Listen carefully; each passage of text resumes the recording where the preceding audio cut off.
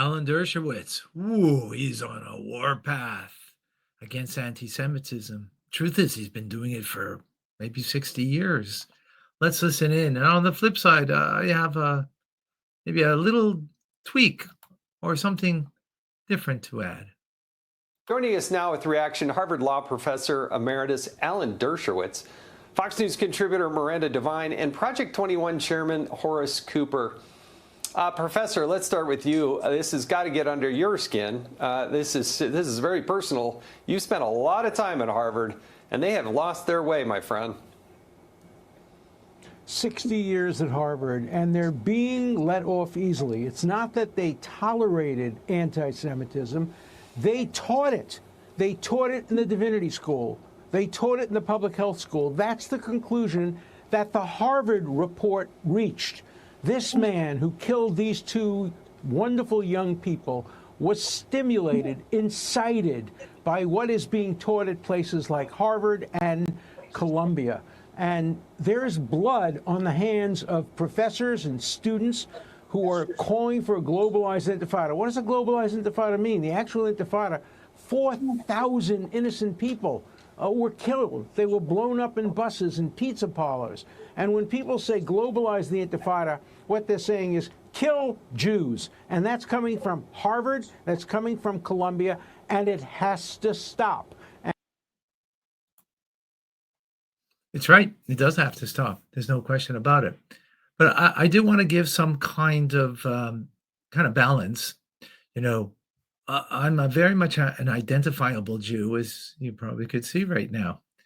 And living in Montreal, Canada, for 44 years, I haven't really experienced anti-Semitism in any significant way.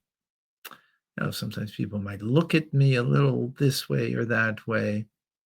You know, maybe 15 years ago, someone from a car who was, didn't have the gall to do it in my face, but, screaming from a car, "Hail Hitler."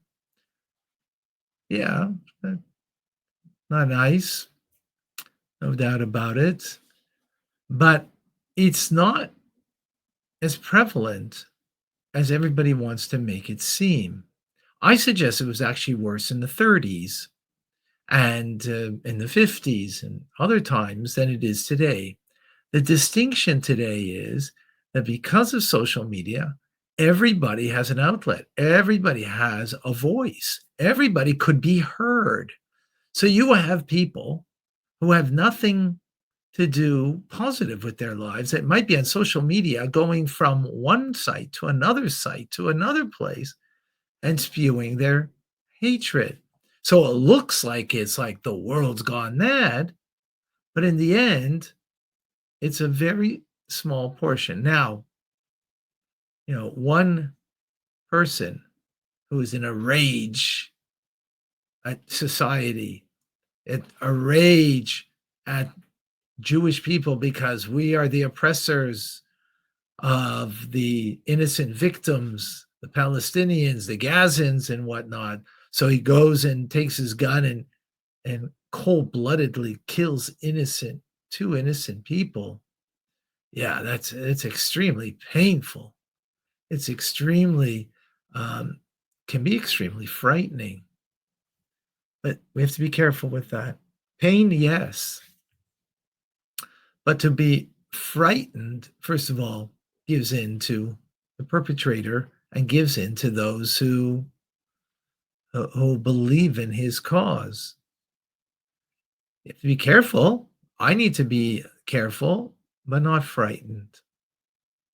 No. Not to be frightened. And not to hide. Gonna be me. But to make that this is the agenda of the day, I think is also missing somewhat the point. Because people will be hateful if they're not taught properly. not about the lies that are going on. It's being said about Israel and the IDF that they're in their fight, that it's a just war. If I were to tell you that, so, those that believe it will be happy to hear the rabbi said it. Those who don't believe it will, make a comment against me for saying that, it's a just war. So I'm only going to preach to those who believe this. What the conversation needs to turn to is, what can I do that God needs from me? Not what I want to do, not what I think is right. Imagine you're standing before, just put in your meditative state, you're standing before God. God, what do you want from me? What do you need from me? And if you come up with, I need to kill somebody, I want you to kill somebody that's innocent because you feel other people are being killed that are innocent, if that's what you come up with, that's not an inspiration from God. That's issues that you have that you need to the person needs to recognize. But if you're going to be sincere, say, I believe there's innocent lives that are being. So God, what do you want me to do? You want me to take an innocent life? Or God, do you want me to protest against this? Or do you want me maybe to exude some kindness? Maybe do something good, positive, that has a positive outcome in someone's personal life, like being charitable. The guy that's going out with his placard. He's leaving his home with a placard, and he's going to save all the walruses, of the world they're becoming extinct, and he's going to march for them. And before he goes out, someone knocks on his door. A poor person, he says, and really someone who's destitute. He says, "Could you help me out? I haven't had something to eat today.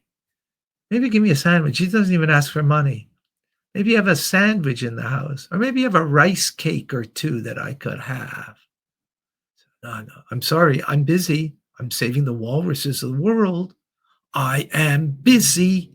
I don't have time for you. Well, you know that when you have that, of course, I'm giving an exaggeration over here, but it's telling us something. If you're so busy that you want to save the world, but you can't help this guy in front of you, you're not interested to save the world.